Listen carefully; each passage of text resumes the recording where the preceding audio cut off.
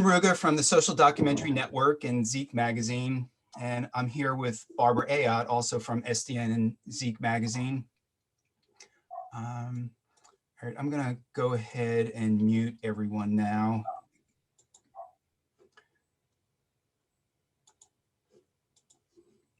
And this program is being recorded and it is live on Facebook now as well. And we will post this afterwards to the SDN YouTube channel. It'll take about a few days, so just keep an eye out for that. We will have a Q&A at the end, and what we'd like people to do is just speak up, just unmute yourselves to ask a question later. We prefer if you do that rather than ask a question through the chat, but we will be monitoring the chat as well if questions come in that way. And feel free to use the chat. And also now, if you could just all say where you're Zooming from, it'd be great to just see where people are from.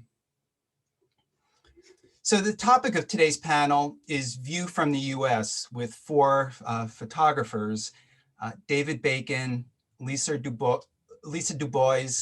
Alyssa Meadows, and Jade Sackler, all doing work here in the United States. With so many documentary matters focusing on international issues, we felt it was about time to bring documentary matters home to the US, where many photographers work and do important projects from. So we're really excited to be featuring these US-based projects.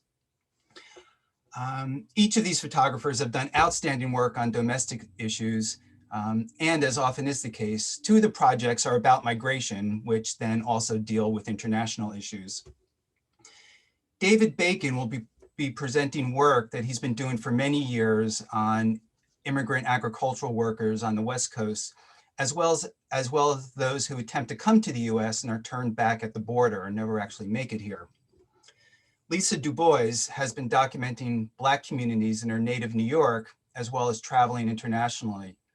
Her work today will focus on the rise and fall of Abolition Park, a tent city that was established in the summer of 2020 near New York City Hall following the massive demonstrations protesting the murder of George Floyd and police violence. Alyssa Meadows, another New York-based photographer, predominantly focuses her work on issues of intersectional equality and environmental activism.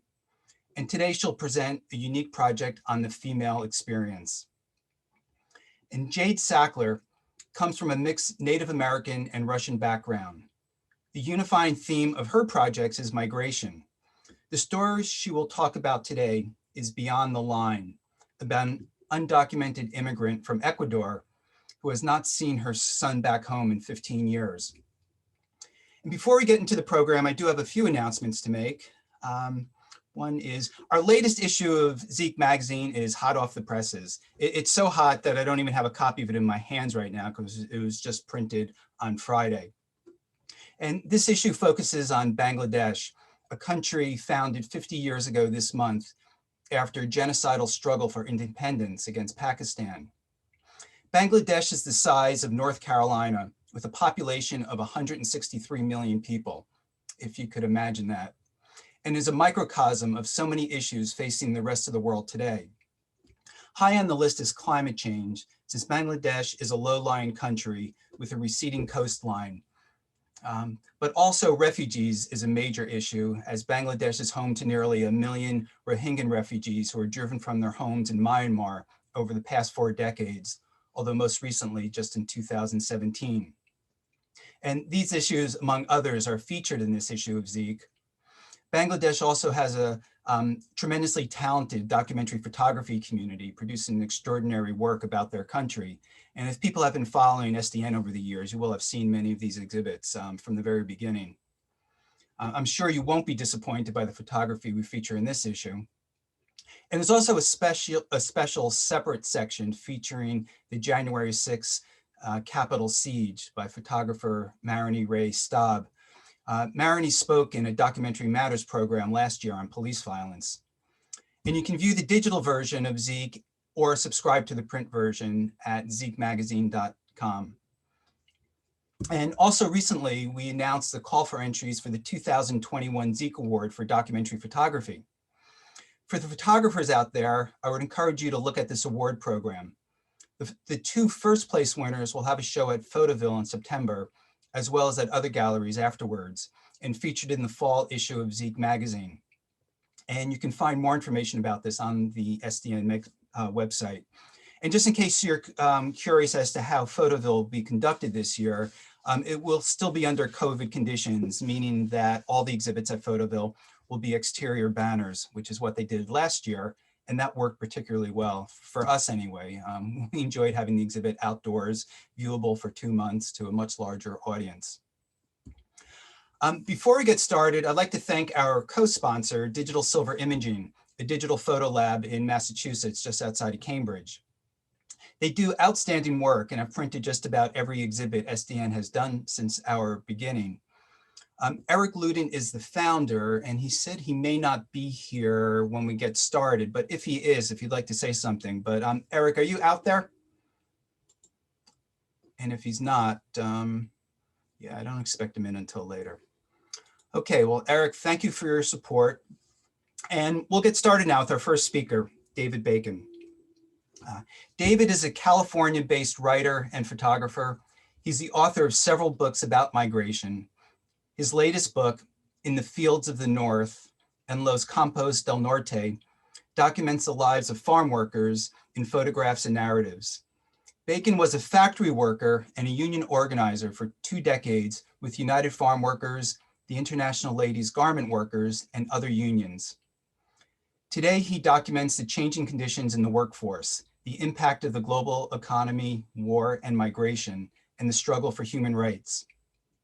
Bacon has been documenting the lives and social movements of migrants, farm workers, and communities impacted by globalization through photographs and journalism since 1988.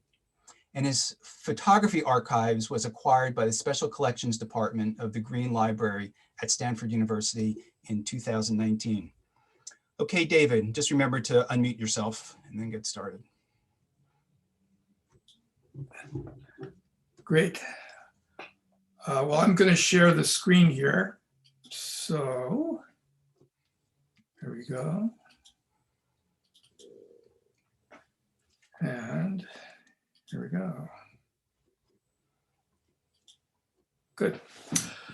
Okay, well, first of all, thank you, Glenn and SDN, for giving me this opportunity to participate with these other fine photographers. I'm going to show some photographs this morning about detention, deportation, and deportees.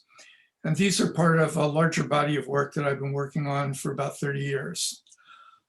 For 7 years, after the vigil started in front of the West County Detention Center in Richmond, here in the Bay Area where I live, I took photographs. And at first, it was simply to document the protests, and this is one of them. This is, they were primarily organized by communities of faith, and this is a Zen Buddhist ceremony, actually, out in front of the detention center. I was a union organizer, as you said, Glenn, before I began working as a photographer, and I've also been an immigrant rights activist for 40 years. So taking photographs and documenting protests is part of the contribution I make. It helps reinforce the idea that people can fight raids and deportations, and the images can be and are used to inspire people in other places to organize their own efforts to stop this inhumane system. I mostly took pictures of the families of people who were detained in the center, portraits really to show what people are going through. So here are some. This is Lourdes Barraza and one of her daughters, Ana. Lourdes' husband, Fernando, was in the center at that time. This is her daughter, Isabel, outside the center. Mario had a son in the center at the time I took this photograph, and here he is holding up his arm in a way of saying stop. This is Lourdes' daughters who are comforting the mother of another detainee whose son was in the center at that time. This was right after Lourdes and her daughters, their father Fernando had been released, and you can see him in the background wearing dark glasses there. And here is Liliana, who is comforting her niece, who was crying after visiting her mother, who was detained for 8 months in the Richmond Center. and then deported. So I was there in one of the vigils when another detainee, Paola, a woman outside, the relative of a detainee, Paola, got a call. And here she is crying after getting the call on her phone. And it was a call to tell her that her husband had been picked up on the border. He was calling her on the cell phone. And here's a church activist who was comforting her after she got the call. You know, that Saturday morning required something more than just photographs. Her brother, who had been traveling with her husband, was still hiding in a garage from the Border Patrol in the streets of a tiny town between Tucson and Nogales in Arizona. And as activists, a group of us put our heads together to think about what we could do to help him. So we began making phone calls, and we finally found somebody in Arizona who would go down there and pick him up out of that garage. And for a moment, at least, he was saved. Even under President Obama, the number of deportations swelled to over 400,000 people a year, and a system of detention centers extended all the way across the US. In Richmond, the facility housed 300 detainees. Some were held because ICE said that they were in the country illegally. Others were asylum seekers or even legal residents with past offenses that made them deportable. After 7 years of demonstrations and vigils, people finally succeeded in getting the government in Contra Costa County to cancel its contract with ICE and to close the center. So this is Julissa Aguilar and her father, Hugo Aguilar, after Hugo was released in the process of the closing of the center. And then Julissa here is tying messages onto the fence surrounding the center to support those people who were still inside at the time. Closing the center was a victory, but it was only a limited one, really, because the detainees who were still in the center, most of them were transferred while their families wanted them released. And here are the families of other detainees who were still in the center speaking at a rally trying to get them out. And so I'm trying to show that. Another part of the work of this body of work is to document the displacement of communities in Mexico and Central America. Once people arrive in the US as migrants, people are treated like criminals and they're exploited as a source of low-wage labor. So as a labor activist, I try and document that as well too. And as you said, Glenn, I have several books about it.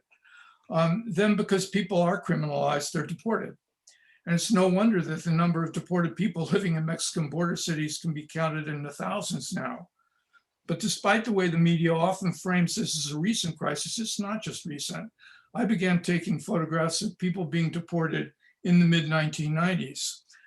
This is a worker being deported back into Mexico at the border gate in Mexicali from a bus that has taken deportees from the detention center in El Centro in the Imperial Valley on the other side of the fence.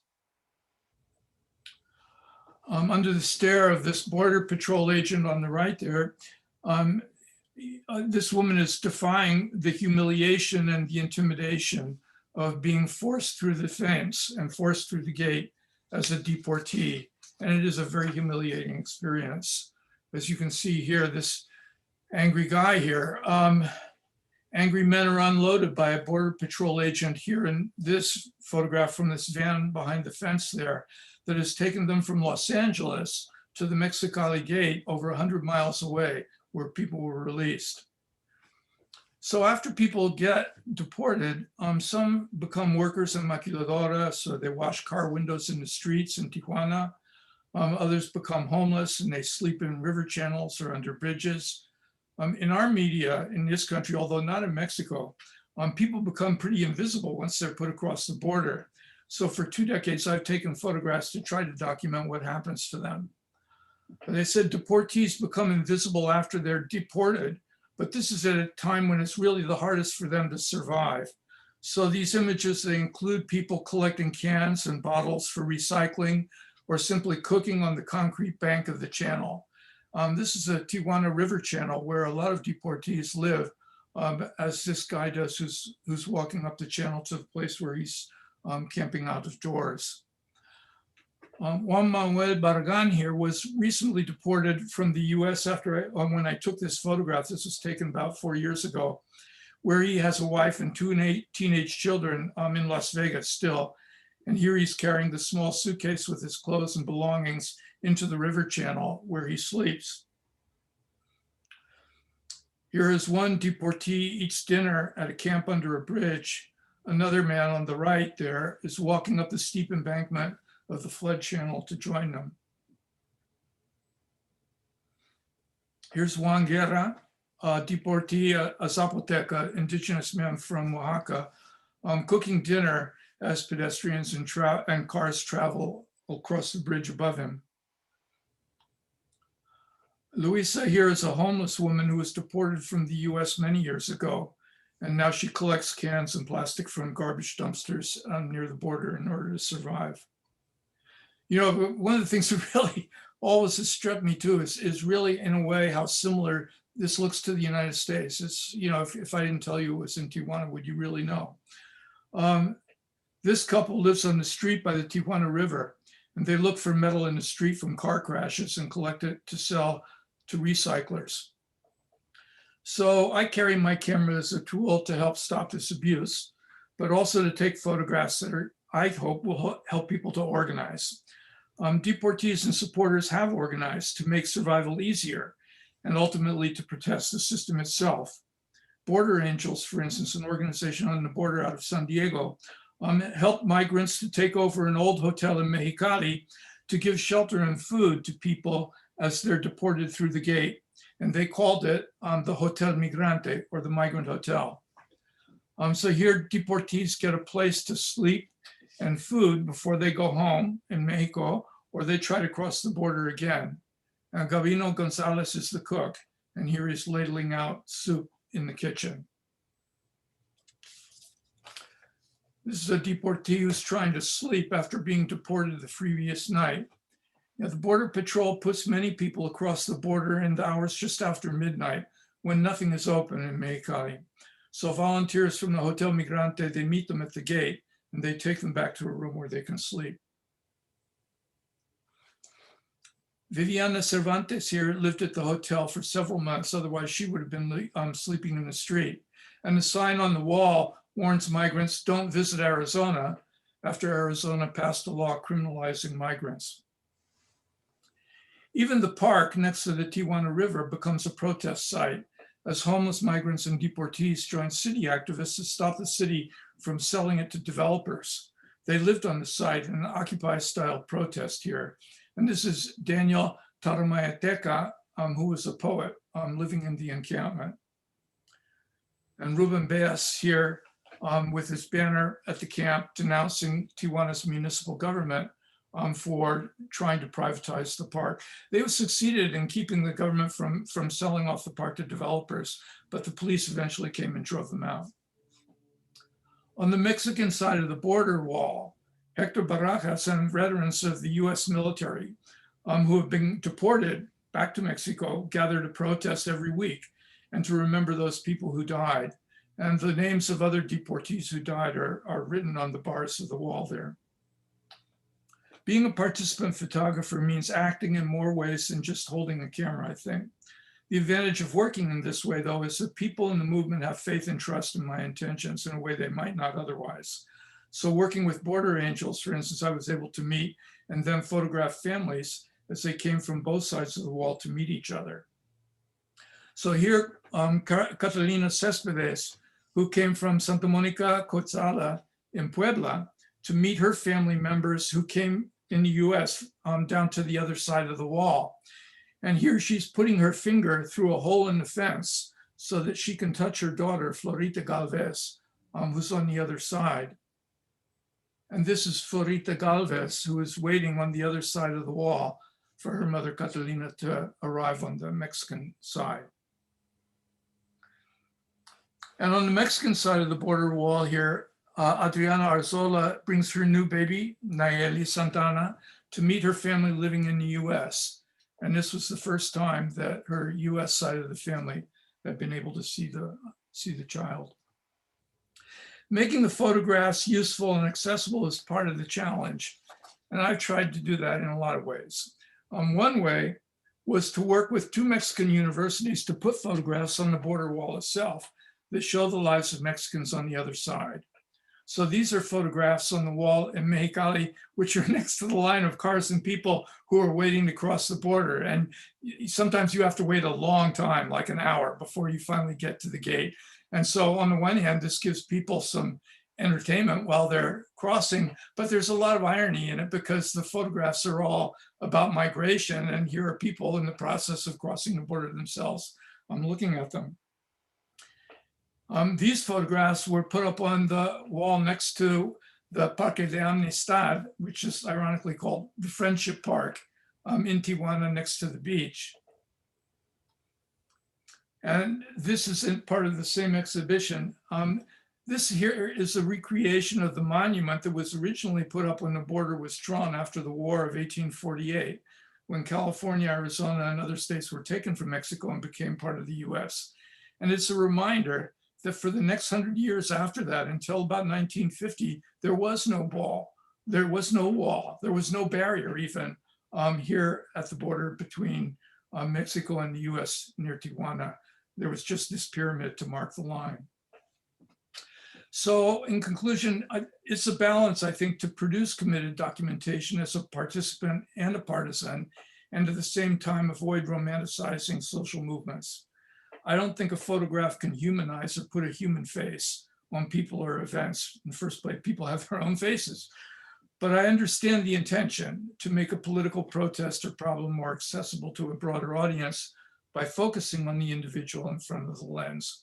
And I find a lot of beauty in the human faces I see, looking for the play of emotions that can reach out to the viewer in a way that words alone sometimes miss. So the faces of the families at the border wall or outside the West County Detention Center are unique and individual, showing their humanity in very individual ways. But as the photographs move out into the world, they're also universal. So thanks for looking at them. Thank you for that, David. Really extraordinary photographs. And what I really appreciate about your work, in addition to the photographs themselves, is you have the names of your subjects. I think that's really important, particularly for documentary photography, to really know the names of the people you're photographing. Okay, so our next speaker is Alyssa DuBois. Lisa is a New York-based ethnographic photojournalist and curator. Her work focuses on subcultures within mainstream society. She captures people expressing their search for a better understanding of the world through their environment, belief systems, and cultural traditions. Her widely collected work on Black subculture in New Orleans is a demonstration of her deep love for history and tradition. She has exhibited her work both internationally and domestically, including at the Schomburg Cultural Center for Research in Black Culture and at the Gordon Parks Museum in Fort Kansas. Lisa received a BFA from the School of Visual Arts and a degree in metaphysical science at the University of Metaphysics. As a freelance photographer, she's contributed to several major news publications and stock photo agencies, including Getty, Post, and the Daily News. Lisa has been recognized by The Guardian and the New York Times for her work as an artist and curator for the X Gallery. Her most recent projects as creative consultant and curator for Art on the Ave helped to launch the first socially distanced outdoor exhibition along Columbus Avenue in New York City. And Lisa is a member of NFOCO and a contributor to Social Documentary Network and the Edge of Humanity magazine. Okay, Lisa. Hi. Hello. Can you hear me? Yeah, we hear you fine. Okay, great. So should I just begin telling about myself? Yeah. So you're going to talk a bit about yourself first, and then I'm going to share your photograph. So just tell me when you're ready for me to start sharing your photos. Okay. So I'll just tell you a little bit about myself. I was born and raised in Harlem. Early on, I began working as a photojournalist for the Black American News and for Village Voice and the Daily News, as well as stock agencies. At that time, I was photographing a lot of celebrities and concerts because at that moment, that was where my interest was. And I really enjoyed it, but after a while, it wasn't the same. I did a lot of traveling. I've been to India. One of my exhibitions on India is on Social Documentary Network. I found in India to be probably the most interesting place I've ever been.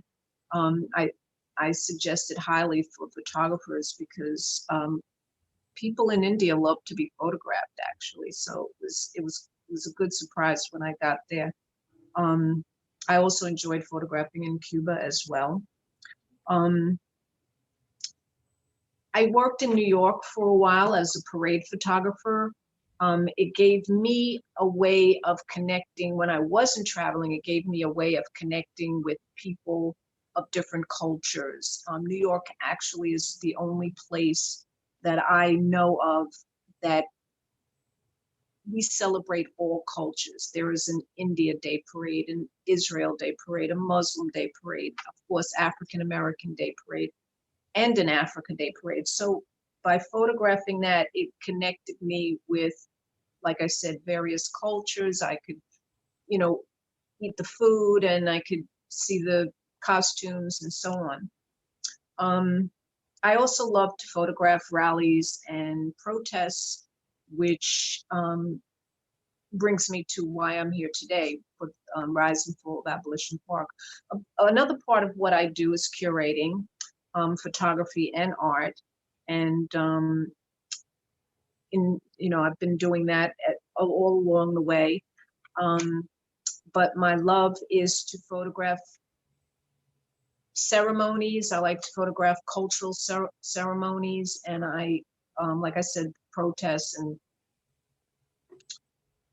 when I'm photographing spiritual ceremonies like Ma'afa, which means the Great African Tragedy, those are filled with a lot of emotion. So I'm able to actually have a different level of experience while I'm photographing. So now I'm going to talk a little bit about the exhibit that we're here today for, which is the Rise and Fall of Abolition Park. So in Abolition Park, well, first of all, in New York, there's been a huge shift in the way we do things with the pandemic. And there was a lot of political unrest, especially prior to Donald Trump not being president any longer. And so the tension after the George Floyd killing, it got a little bit out of hand, and there were protests everywhere in New York City, everywhere. And these photographs were taken at City Hall, which is where our City Hall is. But like, as you can see in this photograph, this is a street right across from Abolition Park, and it had been completely demolished with graffiti. Now it's cleaned up, but it was like that for months. I was very excited to go there. I mean, like I said, it was during COVID. I wasn't going to every protest. However, it was really important for me because I knew that this was a historical moment. So I do believe as a photographer, at least for myself, it's important to document history. And in this particular photograph, these are two young African-American women who basically on watch. So the people who were living in this tent city in Abolition Park were constantly on the ready. They were constantly concerned and worried about the police were going to eventually they knew the police were going to pull them out of there. So this area where these girls are standing was one of the lookout points where people had to, there was always like a couple of people there to just keep an eye out so that they could alert the people in the park. Okay, so you can move to the next picture. I also want to say too about that photo that just passed was that the fact that it's two African-American young women.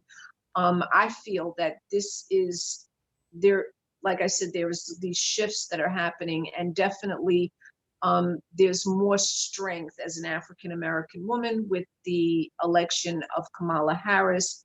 And so it's part of this whole, it's also a part of this exhibition. So you can go to the next one. So this is one of the people that was living at the park, Antonio, and he's standing in front of one of the door itself. It says "No justice, no peace," which was one of the important buildings that had been shut down because of this park. So he is also watching out, and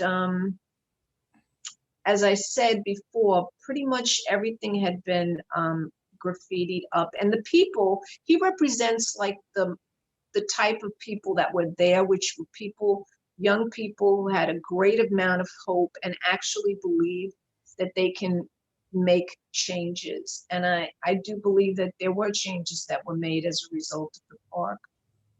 You can move on to the next picture.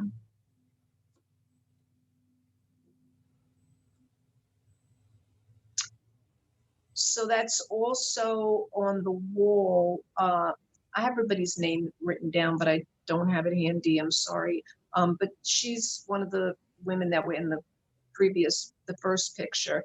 And again, she is standing there on the lookout.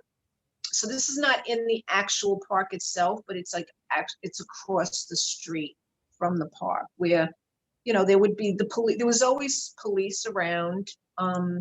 But they really were not allowed to do very much. It's an autonomous zone there. So it's protected in some way from police actually going in there and removing them. It had to be done in a certain type of order. You can move to the next.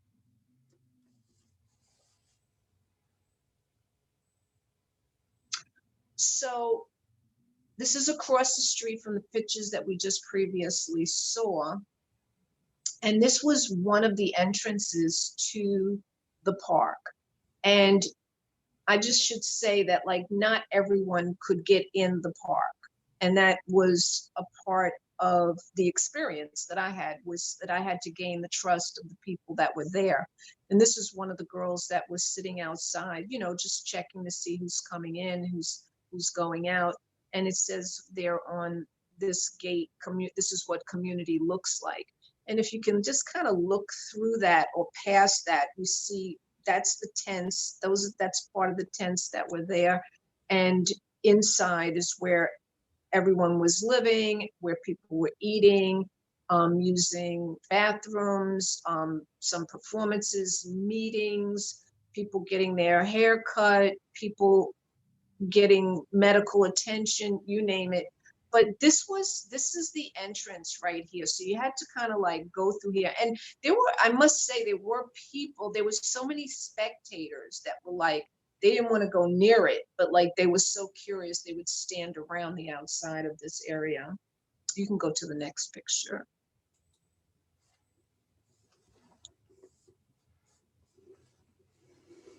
You want to go to the, okay. So this young man, do you want to go back to that one? Yeah. So I found this young person very interesting. He was fully embedded, he was fully dedicated. And this was an evening, this was like, it was just starting to get the light, the sun was just starting to go down. So they were lighting tiki torches. And he was always with like some sort of face makeup on. And I would see him also at the protests that would take place. Like they would actually get ready, go to a protest, and then everybody would come back at night. So this is just definitely an interesting person, and I enjoyed talking to him because I learned a little bit about, you know, who he was. I mean, he's basically hoping for a better future through makeup and through protesting. Okay, you can go to the next. So this is a young woman who was doing like a performance in the park, like a mime situation. And she has on a mask that says "Stop Killing Black People," which was one of the main purposes of the forming of Abolition Park. The injustices that have taken place against Black people, the unfair killing of Black people, and it all came to a point, a peaking. It all peaked again with the George Floyd. And I believe that during COVID, if COVID had not happened, I do not believe that we would have had the kind of protesting that we had. People were home and they were on social media much more, like probably 75% more than normal. So people were watching that video clip of him dying over and over and over, and it created a sense of urgency to do something about it. And so this woman here, she represents one of the people, you know, who have had enough and was doing like a performance about it. You can go to the next. So this guy was really nice person. He was managing the library. So this was the library in Abolition Park, and he was keeping track of all the pamphlets, books, and so you could go there and you could like ask for a book or ask for some information on current protests. You could pretty much find out almost anything and borrow a book and then, you know, go read it somewhere. But you know, it struck me interesting that these people were able to manage to put together an entire little city within the city park, and have a library, an actual press booth, a place to get your hair cut. It was pretty much everything. You can go to the next picture.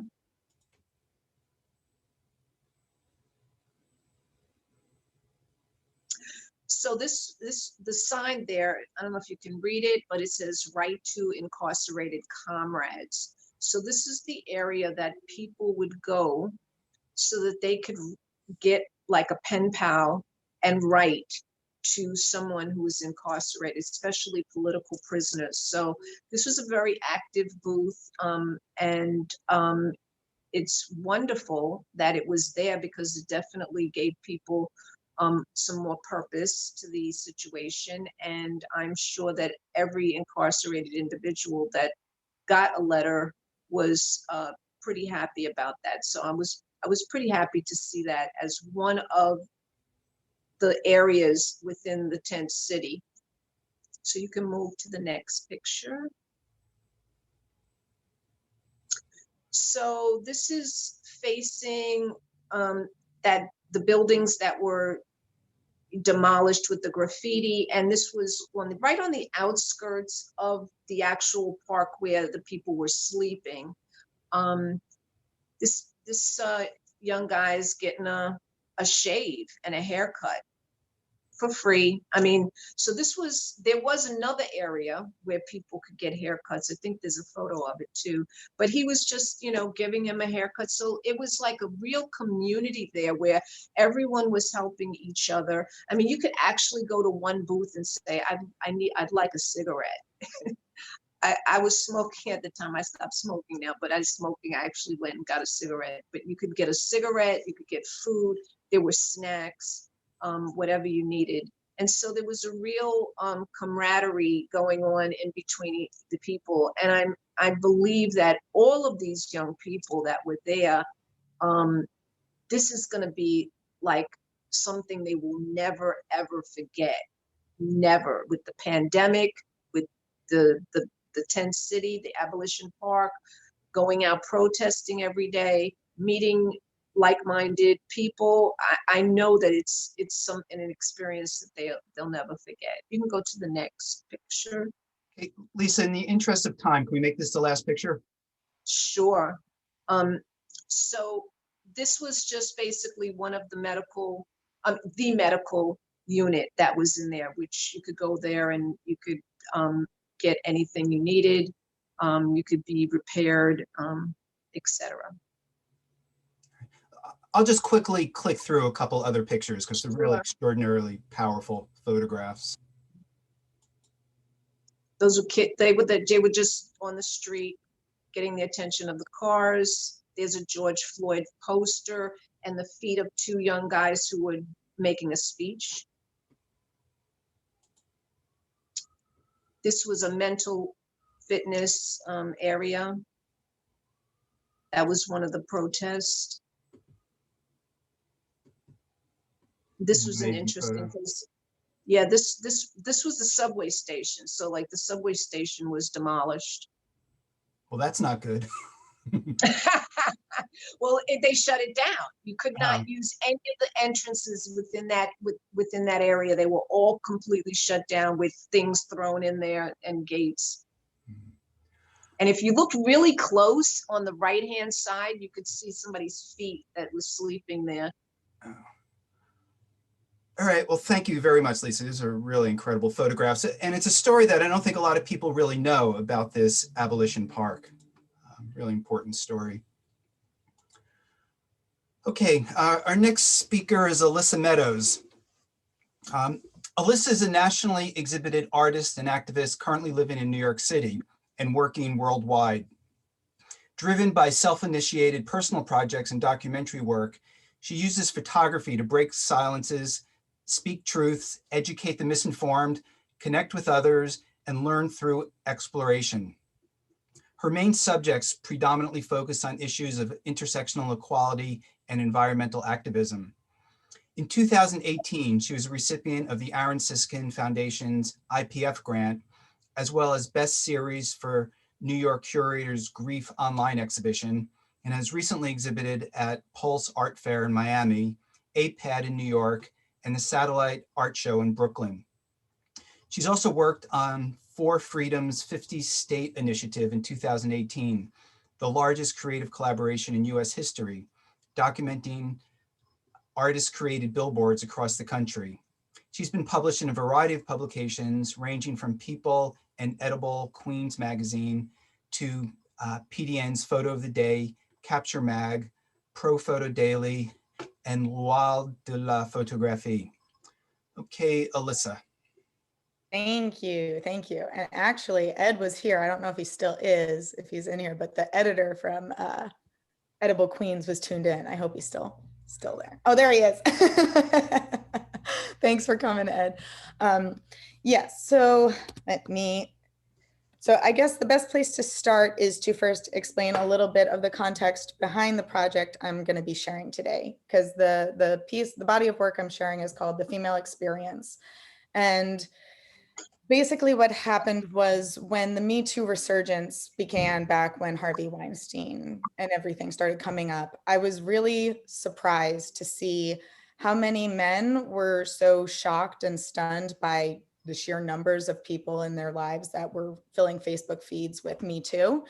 And I was a little confused because I think any woman here can be like, yeah, duh, obviously 1 in 3 women experience sexual assault. So this is not surprising that we're all getting flooded with this documentation and speaking out on social media.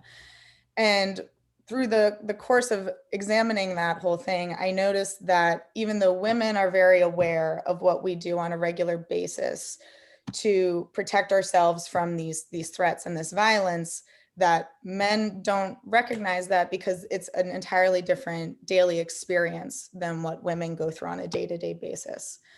And that really kind of surprised me because we've had women talking about this for decades, centuries. I mean, really all of history, we've been hearing about the raping and pillaging and the tactics used of abusing women in various circumstances over the course of, our human history. And that was when I really started to get how different the two worlds that we coexist in are, because men get to walk through the world in a space of unhindered ambition and freedom and a lack of fear because of the lack of risk posed to them, whereas women walk through the world in a state of perpetual fear and anxiety and stress, and there's a perpetual threat level that never really goes away. And to put that in perspective, this is where I will start sharing. Let me make sure I get the right window open. I thought the best way to kind of demonstrate this would actually be through a personal testimony I created a couple months ago. I was working on the road on a different project of mine called Every Woman I Know, where I'm documenting all the women I personally know who've been victims of sexual violence. And while I was on the road, there were a few situations that I thought really gave a firsthand experience to what women go through, but just gonna let the videos speak for themselves. And I do forewarn you, not mostly safe, but a little NSFW. So if kids are around, maybe mute. But let me make sure I get the, why is it not going? There we go. So on today's this episode of Fucking Creepers, that truck that just pulled away, he sat and watched me for at least 10, 15 minutes while I was trying to work, because that's not uncomfortable or anything. He also did a nice little drive-by real slow, turned around, rolled his window down, stood there, stared at me, and stared at me, and stared at me. Didn't say a word. Said, "Could I help you?" Didn't respond. Just creepily staring. Then pulled his truck over where those sandbags were and sat and watched me. Only now that I put my gear away and got back in my car that he thinks I'm leaving, did he drive and actually go do his fucking job. Because that's not creepy as fuck. And like, really, it's 8 in the morning. It's 8 in the fucking morning. Why am I dealing with sexual harassment at 8 in the fucking morning? So as you can see, I was a little frustrated with that. And that was may only be one experience, but I think every woman in this discussion right now can speak to many interactions like that over the course of their lives. And it's all sorts of little things.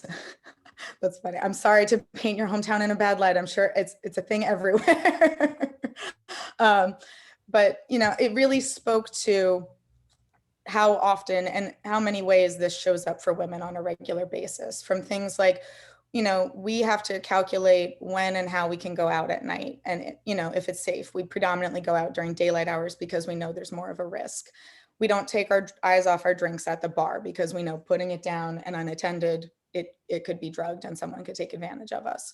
Or something as simple as needing to move my car for street cleaning every night in Brooklyn can be terrifying and stress inducing. And, you have to calculate is it safe to go move it at 11 o'clock at night? I might get hurt. And so essentially, there are all these things that women do. For instance, we keep, I think every woman knows to keep their keys in their purse, and just about every woman knows the Wolverine keys between your fingers. I keep my knife in my purse. I have a flashlight that somebody gave me to blind people very quickly. And I keep a lighter in case I need to, set somebody on fire if I can't get to my knife or other means to protect myself. And when women do all these kind of things on a daily basis to keep ourselves safe, I was really very mind blown by how every dude on my Facebook was like, I didn't realize it was this bad. I can't believe that sexual assault's this prevalent. And that's when it really clicked for me of, oh, guys really don't know what it's like to walk through the world like this. And the closest men actually get to that experience is if they're ever faced with the real risk of going to prison. And we all know the age old don't bend over to pick up the soap thing, So I realized there was a disparity in communication of all women understand this very clearly, and men don't have the opportunity to really understand it from a firsthand perspective. And so I made the female experience, which, let me turn back the share screen, which essentially is meant to, for every woman viewing this project, I think there's going to be a lot of familiarity and understanding. And hopefully for men, it's going to give a real, insight, a little window into what it is like to walk through the world as women. So and one little distinction I do want to make, because I think it's important to speak to, these are documenting in a very specific male versus female gender, binary, but what I'm documenting stands true for, all sorts of minorities. I'm sure that this is relatable for trans people or LGBT people, other communities suffer from this as well. And I acknowledge that. I just wanted to stay in the focus of what it's like for women, period. So I don't want to read the quotes for you, but there are text components to the images, which I think is important. So I will not talk too much. And basically the way I approached the project was I documented every time I had an experience of every time I was consciously aware of something I would do that was preventative or protective, or when I would tell myself something. Basically, every time I took an action or told myself something and I was consciously aware of the nature of self-identity protection, I decided to take a photo and write down exactly what happened. So as you'll see, this one, experience number 7 to number 8 were a minute apart. And that, some of the days I would have 10, 15 photos. And in the course of 2 months, I had made about 100 images. Alyssa, would it be possible to enlarge the images on your screen so we can see them as large as possible? I don't know if that's possible. I can try to, we'll do it on the fly. I can finagle for you. Let me see what I can do. Command plus, maybe, would that do it? Tell me if it works. Nope, that's just gonna make funky things happen. Okay, let me stop the share and let me do it from my desktop. See if this works. Sorry, guys. There we go. Is that better? Much. Yeah. Okay, there we go. Sorry about that. Let me go. Oh, come on. Don't be like that. There we go. Is that working still? Yeah, that's much better. There we go. Sorry, I didn't mean to make it too small for everybody. And so, a lot of things that people, guys would do with great comfort, like go hiking alone. I know every time I go hiking, I wear my knife on my belt, and I usually have a second knife in my bag and pepper spray. And, if you're alone, it's all fine. But once somebody else starts coming down the path, it becomes, is that just another friendly hiker, or am I going to be a news story tomorrow? Oh, sorry. And then there's the things that, we all know to do as women. It's, any woman with a car, we're pretty much ingrained from birth of like, always check your back seat before you get in, because people hide and attack you. And always lock your car as soon as you get in it so nobody can jump in from behind and attack you from the back seat.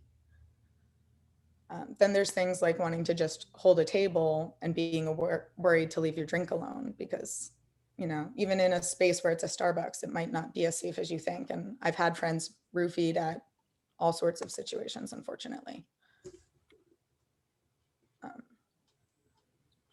That one's pretty self-explanatory.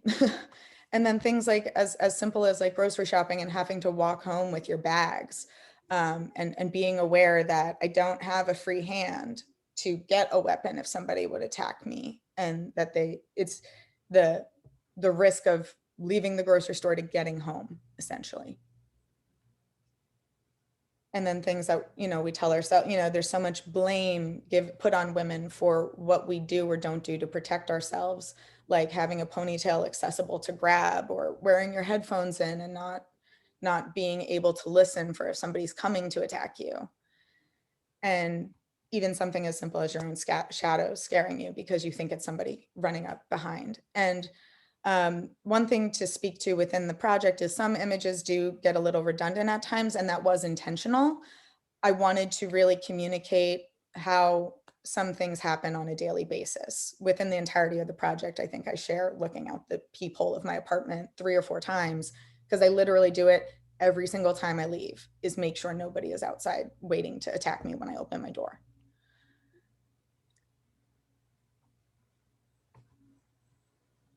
And then these are the kind of situations where I think there's a lot more difference in experience, because a guy can be sitting on the train and think a woman's being very standoffish by not wanting to engage with them.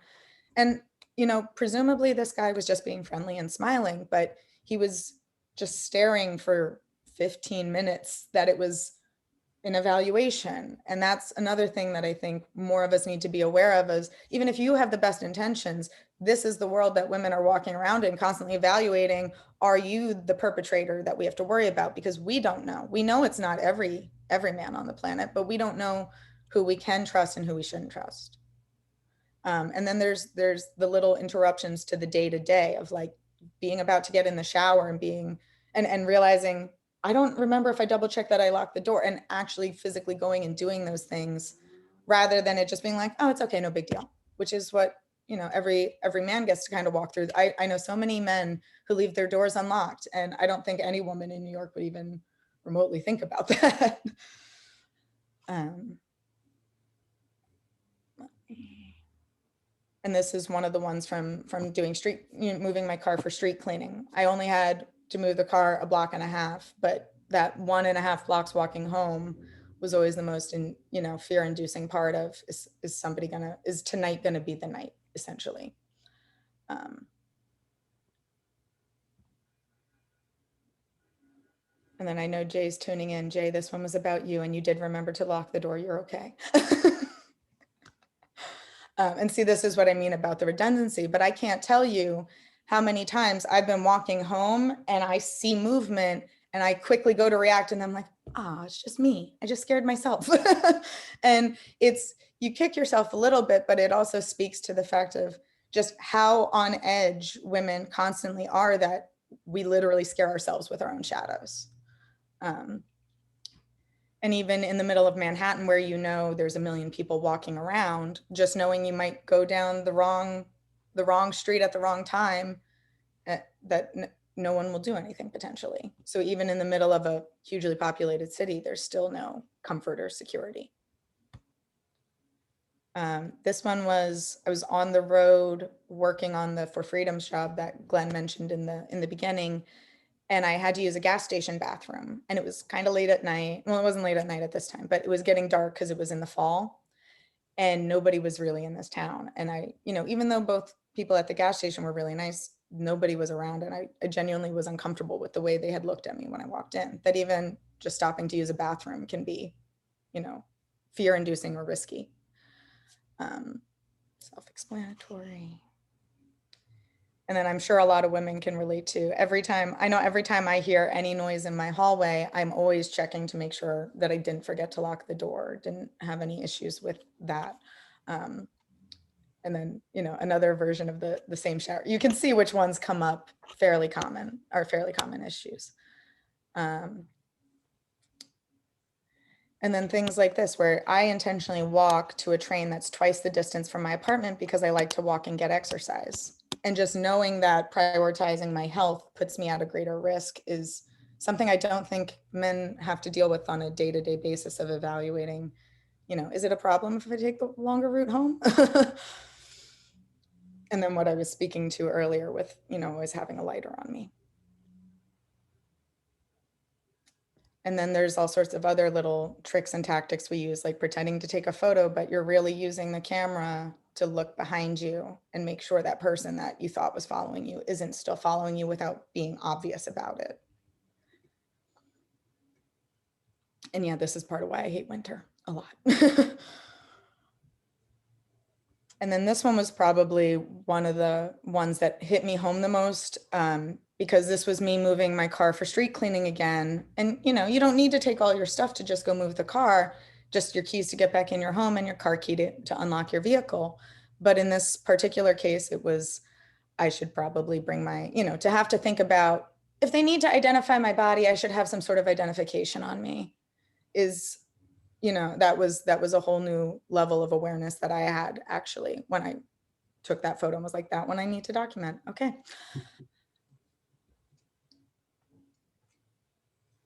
And then things that, like, you'd think not a big deal to put your mirror down, but it's just, why expose ourselves to the risk of it? That we're safe in our cars. We can roll our window down and everything will be fine, as compared to, I've had people be nearby my car and things have been uncomfortable. Alyssa, could you just do one or two more and Yep. we'll move on? And actually, here, let me skip. Let me go down to. Then I think that I just want to show the last one because I think this is one that I'm sure, I don't know if other women do this one, but I know my mother trained me to recognize when it's a two-way mirror, which is your fingertip and your fingertip show up right next to each other.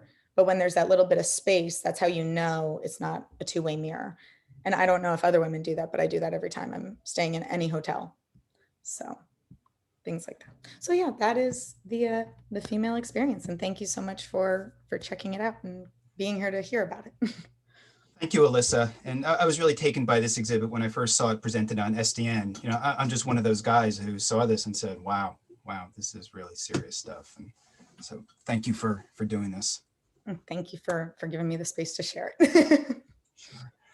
Okay, our next and last presenter is Jade Sackler. Jade is a documentary photographer currently based in Los Angeles, having graduated from the International Center of Photography. She comes from a Native American family on her mother's side, now culturally displaced from their land. Her father's family descends from Russia, where they fled from the pogroms at the outset of the 20th century. Her family refused to talk about the past and all that they had lost. As Jade grew older, she recognized that without understanding and accountability, there's no clear way to move forward and no sense of resolution. The unifying theme of her long-term projects is migration, telling stories of those who are displaced and those whose identity is challenged. Her work is guided by the belief that writing and photography are powerful media to provoke thought and affect enduring positive change. Her projects are intended to advocate for a more just and tolerant world. Okay, Jade. Hi, I'm Jade Sackler. Thank you guys so much for tuning in, and thank you, Lisa, David, and Alyssa. Those are beautiful projects, and I really appreciate your time. I guess I'll get into a little bit of background on me. Is I actually started as an NGO photographer. I always had this nebulous idea that I wanted to do something to affect positive change. And I started as someone working in Nepal with low caste girls for a nonprofit called the Oda Foundation, and moved on to work on a documentary in Kenya for another NGO. But after about a year of doing this work, I realized that I wanted to transition into journalism, and I wanted a bit more independence, more freedom. And after doing some research just with the Human Rights Watch, I found out about what was going on with the Rohingya in Myanmar. And that was my first project as an independent journalist, was working with IDPs in the Rakhine State. After that experience, I moved to Cambodia and was working for a paper there called the Phnom Penh Post. And that was my first experience really writing and photographing consistently. And I felt more of a sense of like, okay, this is my calling, this is my passion. And I continued to freelance while I was doing this. And as a kind of resolution, I guess, to the work that I've been doing in Myanmar, I went to Bangladesh. I think it was October of 2018 to document the exodus of Rohingya refugees. So I wanted to quickly show a little bit of that work. Let's see. Okay. So this was some of the work I was doing in Bangladesh. Let's see. So I was still, at this time, I was working independently with a fixer and a translator, and they were both photographers. So that was my community at the time. But I realized I was going through these experiences and it felt quite isolating. And I don't know if anyone else has ever felt this way when you're first breaking into this industry, but it's such a saturated industry. It can be quite competitive. And I just felt that I didn't really know how to move forward in showing my work and publishing my work the way that I felt would honor the people who took the time to communicate with me, especially those who have at times risked their lives and their safety to tell their stories. And I went from living in Cambodia to actually working at the United Nations for about a year. And my study was really focused on understanding issues related to migration. Right before I moved to New York to work at the UN, I was also in Syria there's a kind of voyeurism to my work in Bangladesh because I was so much, removed from that reality. And I only had resources to report for maybe a week or two. And it's really difficult to understand the emotional interior of a situation when you have such limited time. So I went from that experience to actually embedding in a militia group in northern Syria, and I got to live with them for about 6 weeks, the YPJ. So this is a bit of the work that I was doing when I lived in their military bases. So from there I went and worked at the UN, and in the fall I started at the International Center of Photography and their documentary practice and visual journalism program. And for the first time, I had a year to dedicate just to one project, to one story. And if you're familiar with the program, it's kind of a thesis and they guide you through the whole process. So I was really thinking about what I wanted to do with this time. And I knew that I was still really personally invested in telling stories related to migration and displacement, especially considering my personal history and what it meant to be culturally displaced from our land as a Native American family. So at the time, there was a lot of conversation around Donald Trump's policy when it came to migration from South America, what was going on in ICE detention centers. And I started to do some more volunteer work with undocumented migrants, especially if you guys are familiar with New York at all. I was taking the train up to Sleepy Hollow and was working in food pantries there. And after school programs. And I really just wanted to get to know the community a bit more. I knew that I was interested in working with undocumented communities. And it took probably a few months to start to build trust. And my first real relationship was with a girl named Kathy, who is 15 years old. And she offered to introduce me to other families. She had a mother, she'd grown up in Ecuador, and her mom had been forced to leave and migrate to the US in order to send money back to the family so that they could just survive.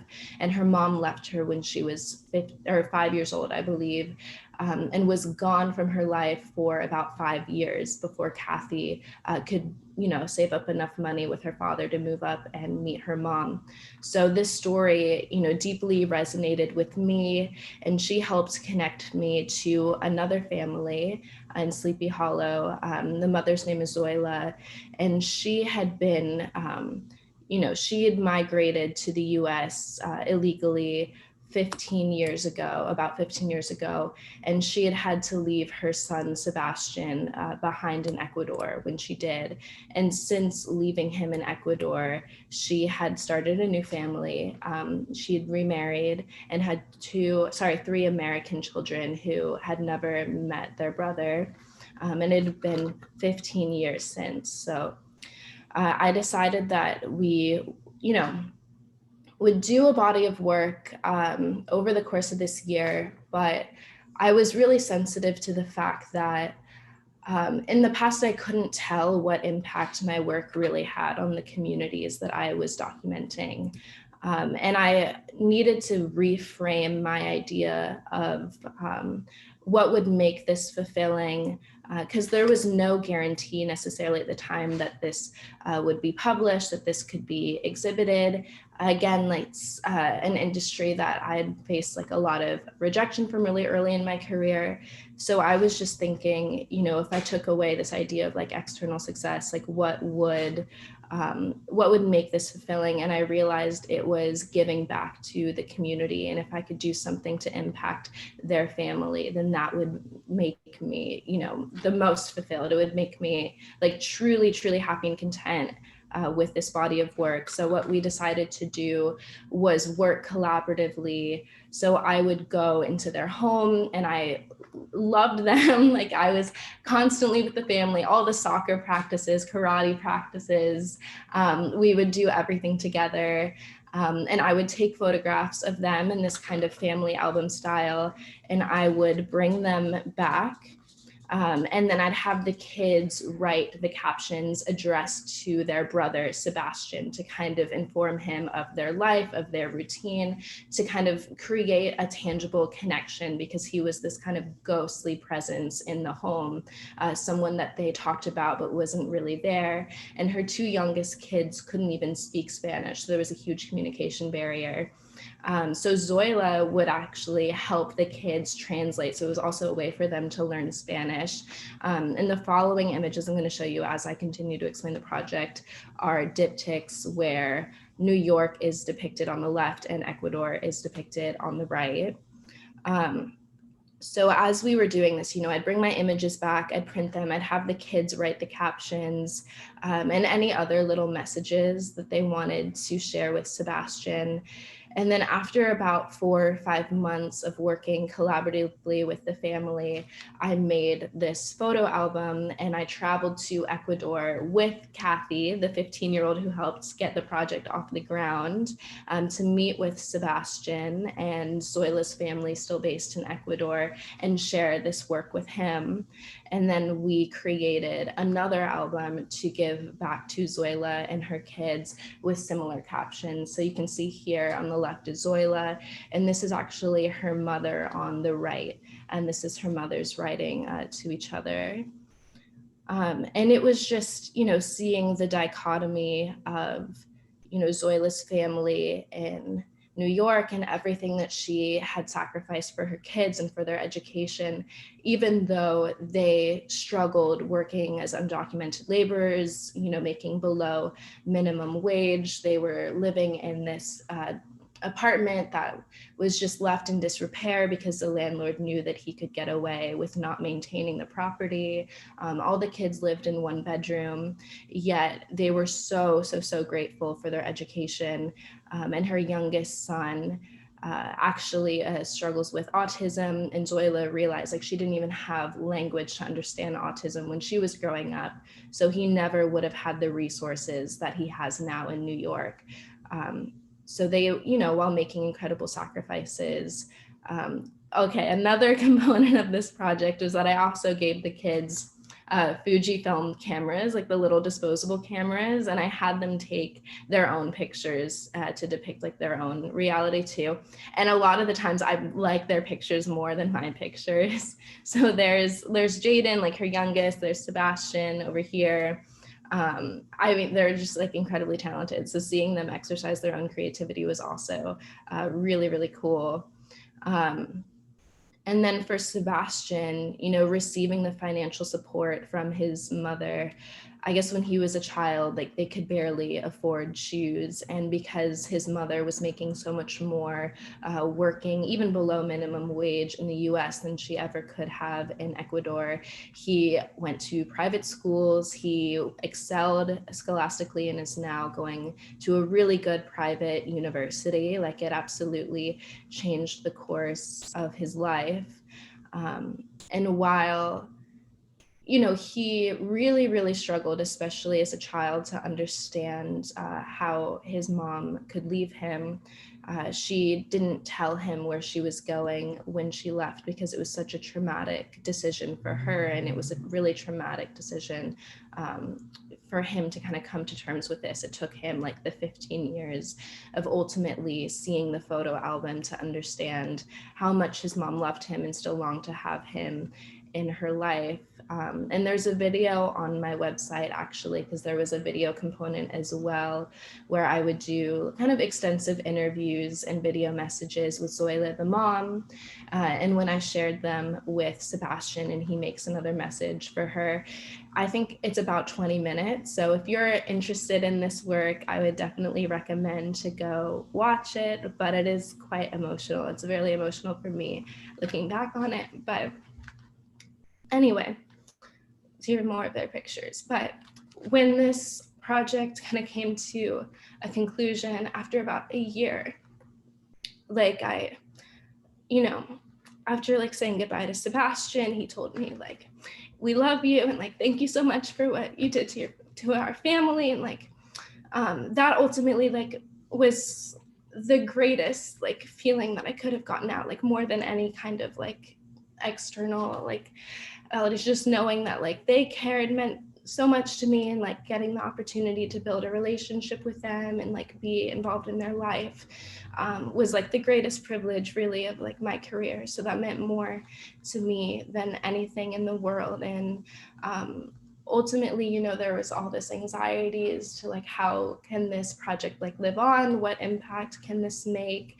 And I was really fortunate to get to exhibit it at the Lewis Latimer House for their Raceland exhibition. And I donated the book because the book ended up looking a lot like what you're seeing now. So it continues to live on there.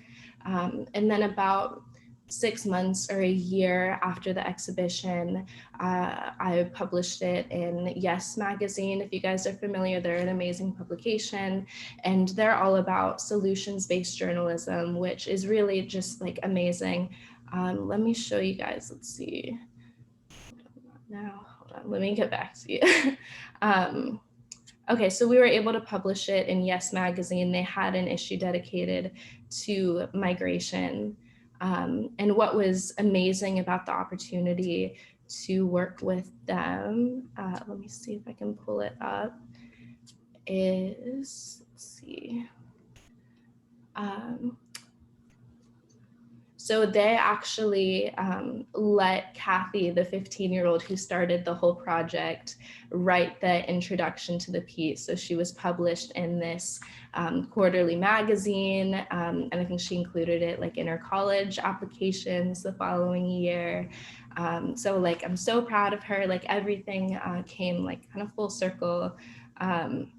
So she writes here a little bit about her own experience being separated from her mother and the sacrifices that her mom make, and you know, what it was also like to adjust to living in the US as a 10-year-old child who couldn't speak English very well, and you know, what it meant for her to go back and like give back to her community through volunteer work, and then ultimately an NGO paid for her to come out and fly with me to Ecuador.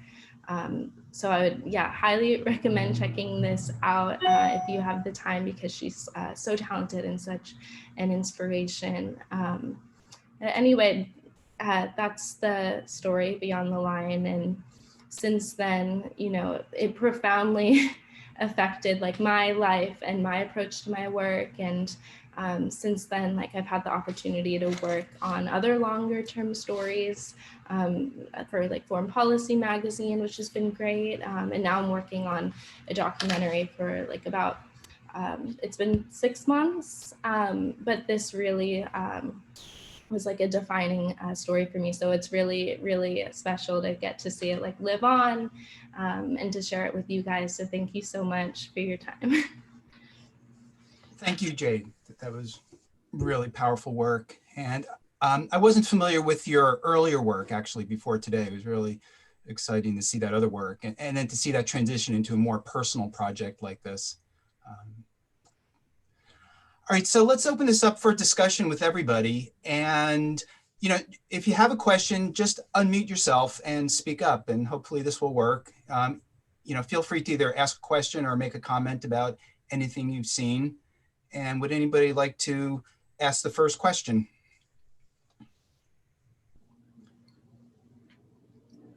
And I know it's always hard to kind of get the first question going, but we'll just wait a second. I have one. If nobody's going to ask, I want to ask Lisa a question. Sure, go for it. Lisa, because I've dealt with with getting in that space, especially when it's so racially charged. How do you make sure you're documenting responsibly while also respecting the cultural differences within that community? Because I always worry as a white woman documenting the movements that Right. I shouldn't be, because it's just not, I shouldn't be in that lane. And it seems like you did a very great job of documenting it and being true to them while also respecting the cultural, you know, what needed to be spoken to. So I'm curious how you dealt with that. It's a good question, because I think every single photographer that's going into an unknown space needs to be cognizant of what you just said. regardless of what their ethnic background is. For me, I think it really comes down to who you are and how you relate to people in general. I feel like personally I can relate to anyone. That's just, I mean, maybe that's grandiose, but I feel like I can relate to anyone. So I knew it was already a given that going into like a highly charged, like actually I wouldn't call it highly charged, I would call it very protective. You know, very protective. The people there were looking out for each other, and I noticed that, like, when I would become friends with one person, you could see a few other people starting to relax around me, even to the point where people started to ask me to take their photograph, which was great. But I think that, to answer your question and to button it up, is that it really depends on who you are and how you, regardless of whether you're white, black, and whatever. I'm mixed, so I mean, when I look like, people usually are asking me, what am I? So that helps. That actually helps, regardless of where I am. But yeah, just be yourself, and just, like, talking to people and gaining their confidence, letting them know. Plus, I was wearing a mask, that said I can't breathe. So I'm sure that helped a little bit, Well, let me jump in here on this. One of the things I never really hear a lot about is the research, the upfront work that people do going into a culture or a space that's not their own, and even their own, because we don't really see ourselves within particular context. So I don't know if anybody wants to talk about that, but the fact is that to go into a community, whatever that might mean, without doing enough research beforehand, you begin to make naive interpretations and responses to the images, make nifty pictures, okay? What kind of research have you folks done before you even pick up the camera to go into those spaces?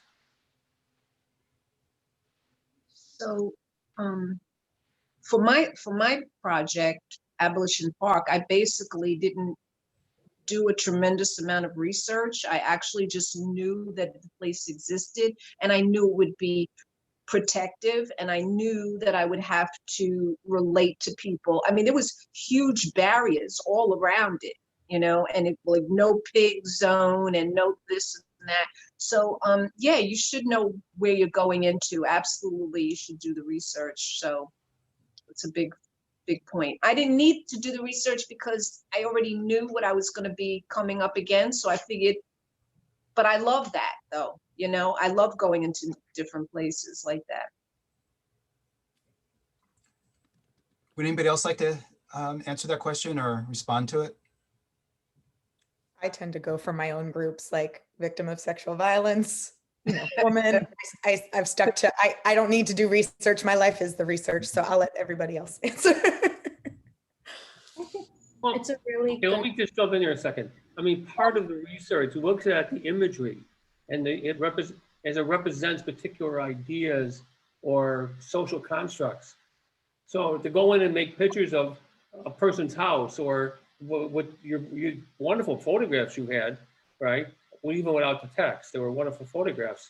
But to understand how a particular audience may read those pictures as images, right? I think is important in our own making of work as photographers or filmmakers. We can't go in and be naive and not understand. But well, I'd like to build on that a little bit by asking Jade. Almost sounded like after your daring work in Southeast Asia and elsewhere, in Terrytown, you started doing volunteer work and hung out with people, and eventually met someone. Is that right? Yeah, it took a few months actually of building trust with the community. And for me, I'm hyper aware of, like, my position in my work before this as an outsider. And looking back on it, something that I was concerned about was that the work was too voyeuristic. And I certainly think that that's, like, a criticism that I needed to kind of, like, reflect on. It's interesting because some people really like love that work, but also, as Glenn mentioned, there are so many talented photographers already in Bangladesh who are telling their own stories. And something that I realized that I wanted to be more so a part of is actually initiatives to help train, underprivileged youth to learn how, well, one, give them the resources to tell their own stories and do workshops. And there are a lot of great organizations doing that.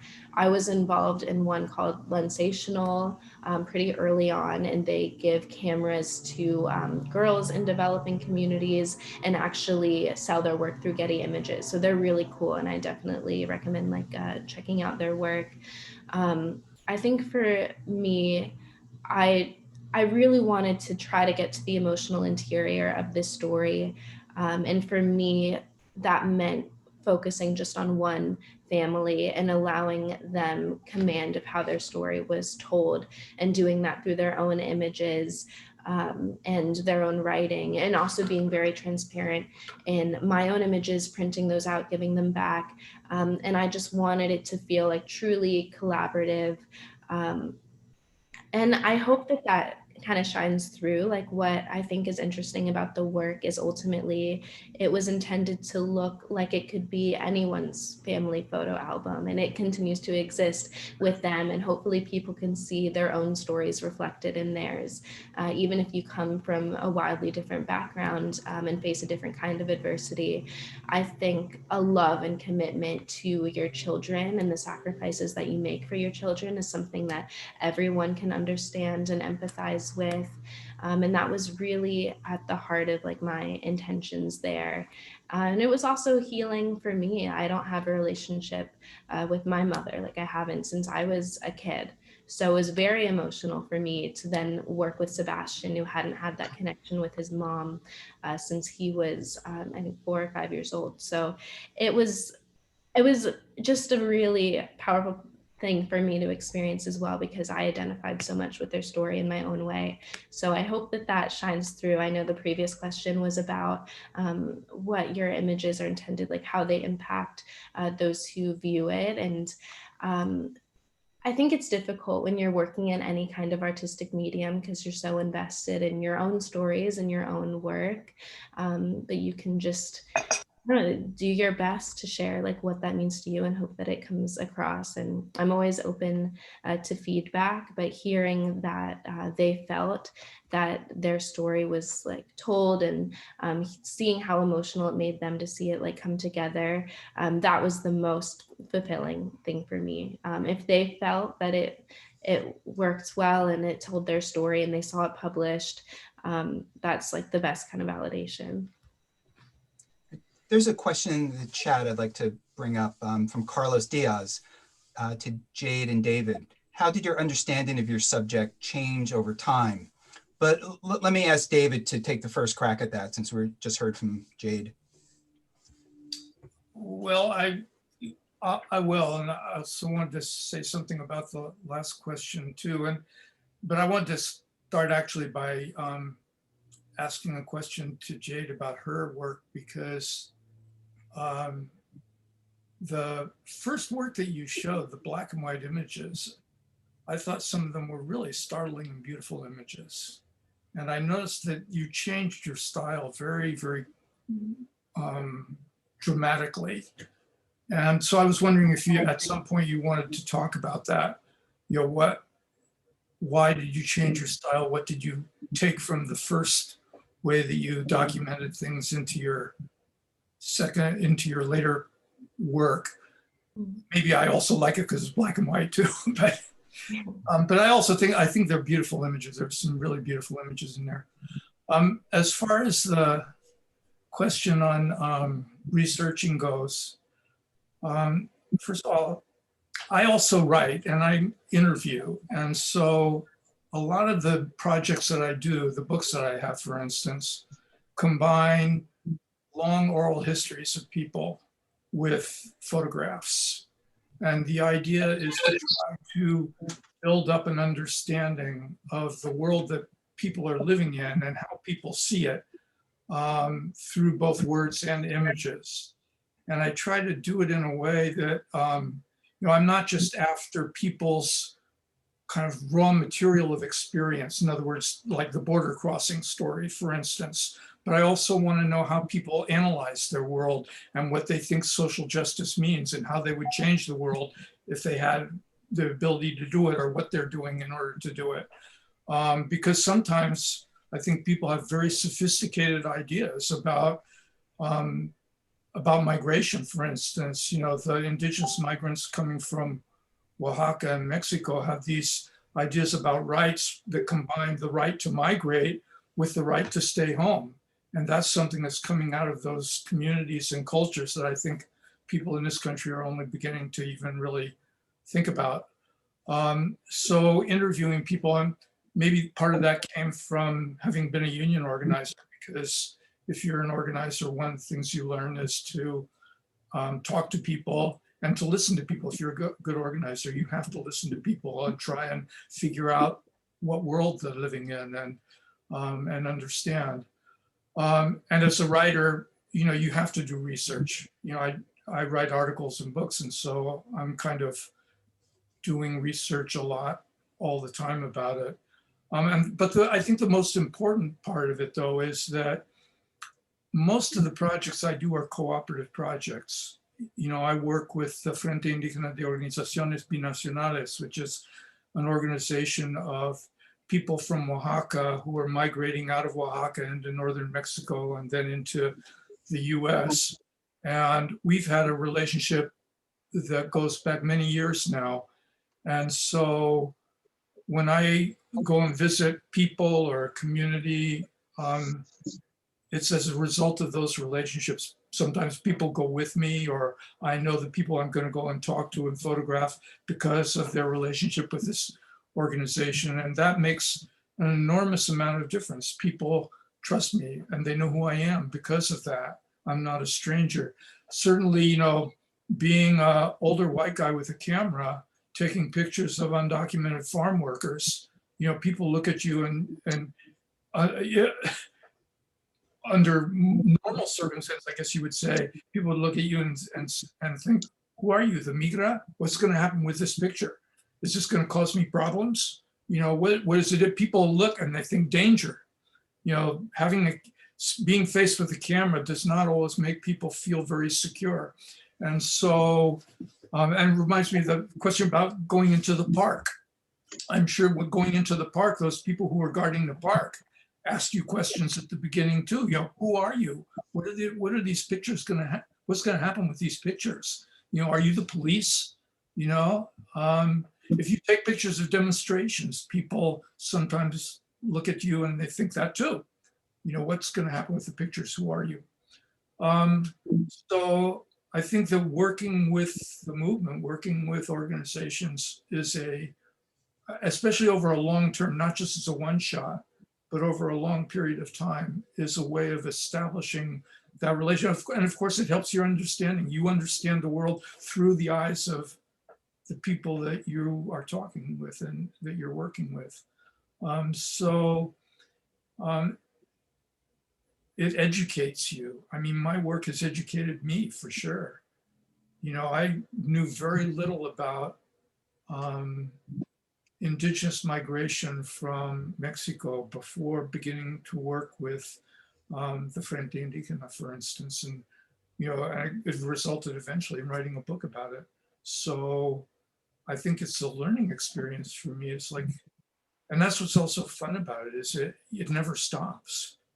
You know, I'm learning all the time. And so I guess that's how it changes for me. I just want to ask David, so do you ever feel uncomfortable? Like, did you ever find yourself someplace and felt like, oh, this is uncomfortable for me as a photographer in a place that you're not that familiar with, or around people that might view you as a infiltrator instead of a documentarian, you know? Well, I guess two real quick examples. One is, you know, I spent a couple of years taking photographs of a strike in a maquiladora in Tijuana.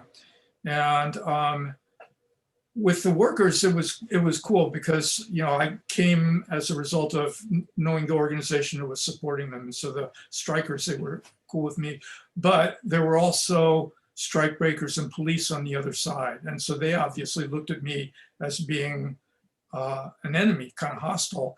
And eventually it resulted in, at one point, my car got broken into, everything got stolen out of it. I happen to know somebody who was a former policeman in Tijuana. He said, hey, this is what happens when you come down here and you cover this. You know, from their point of view, they're saying to you, you come and, I don't want to swear on camera here, you come and mess with us, we are going to mess with you, you know. But the other real quick example, I remember during the Trayvon Martin protests in Berkeley, people went down one night and stopped the trains on the train tracks. And so I went down there to take photographs of it. And as I was walking down there were these young guys walking down there to do it too. And they looked at me with the camera and they said, hey, you know, who the fuck are you? You know, get out of here, you know. I'm going, whoa. So, you know, I mean, it happens. It happens. And what I did was I just basically separated myself from that situation. And eventually when I did get down to the train tracks and the people were there taking pictures, I knew some of the people and things were cool. But yeah, I think people, especially if you're white, especially if you're a guy, especially if you're older, especially if you have a camera, that's not something that doesn't happen. I mean, it does happen for sure. I don't know if that answers your question really. Well, yeah, it does. And I agree. And I think that, like, if you're going to be a photographer shooting this type of work, any kind of real photojournalism, you have this sort of an exciting aspect to that, like to be able to push through that, like that fear. I mean, it's sort of like, you feel like you've accomplished something. At least I do. Every time I've been someplace different and new, and I've managed to penetrate and be able to be accepted, I feel like I've done something. Do you feel that way sometimes? Like you feel kind of happy. Yeah. And people like you, and you put your craft at the service of the people who you're with, and hopefully it's gonna. I find that when I show people pictures on now we're all using digital, of course. I find that when you show people, then they really start to warm up. Oh, the world changed completely with digital cameras, because, you know, before that I would go and print things and I would try and bring them back to people, but there was always this big time delay in between. But with digital camera, you can show people, and also people can tell you no. People can look at the picture and say, hey, I don't like that. That's right. And you could do it over. Yeah. Anyway. We're running over from what our normal time is, but I think this is an interesting discussion and people can bow out if they need to. But there is one more question let's just open up to one more question. And Kathleen, you had a question. Would you like to just ask it yourself? Sure, thank you. It's a little bit shift in where the conversation has gone, which I found completely fascinating. This is more about technical execution. David, I was particularly drawn to your series, the finish, you know, the tonal contrast, just was so lovely to me, and it drew me in, and it tied your body of work together so beautifully. And I'm just curious if there's anything that you're willing to share about your post-processing work, your technique of doing that. It looks like it was very, very intentional, what you did with your work. Well, the digital images obviously were originally, I mean, the raw color images. So everything has to be processed in order to create that black and white image. And actually, I was looking at Lisa's images and thinking, hey, they look like mine. You know, they have some of the same qualities to it. And so I don't know if the process is similar, but so the process is in Photo Raw to do the in-bridge and photo raw to do the black and white conversion there. And then also the challenge to me is always trying to bring in the shadows and the highlights. And so right there, I'll start messing with the image or processing the image to try to do that, so that we get a good complete range of tones, and then take it into Photoshop and then work with the image some more. You know, sometimes it has to be masked and, you know, dealt with that way. Now I'm scanning my original film images. And one of the things I'm seeing, and I was pretty good in the darkroom, and I still have a darkroom, but I can get more out of the images now if I digitize them than I could in the darkroom. Maybe that speaks to my lack of talent in the darkroom. But, No, I agree. I agree personally. Yeah, you can do more and quicker, right? but you have to work at it. You know, it's you get out of it what you put into it, I guess, especially in terms of time. All right, well, why don't we bring this to a close? I'd like to thank everybody for being here, and I particularly like to thank our speakers today. Just an extraordinary job and just wonderful work, and really appreciate you presenting them here. This will be, the video of this will be on the SDN YouTube channel within a few days. If you want to look at it more carefully, please check it there. And thank you for being here today.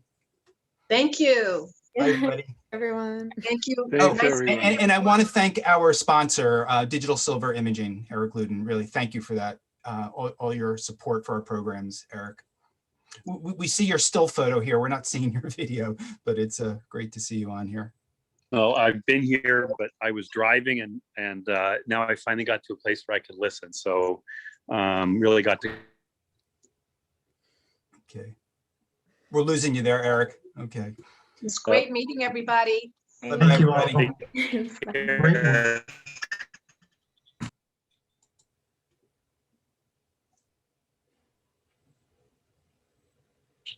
Thank you, everyone. That was really amazing. So take care, everyone. Thanks. Bye-bye. Thank you all. Keep Thank safe. you. Thank you very much.